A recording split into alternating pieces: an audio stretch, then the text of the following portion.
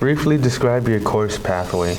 Well, my course pathway consists of fashion design. We make dresses, we sew, and we work with a lot of fabrics and all that sort of stuff, all the cool fashion industry things. What kind of students should consider taking your class?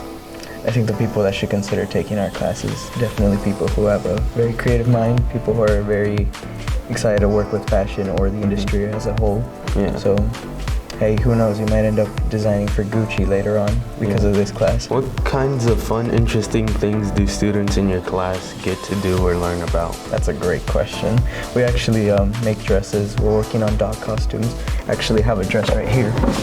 And me and my friend Lizette, a partner, me and her made this one entirely. And it's made out of newspaper. We made it for a project based on the homecoming thing.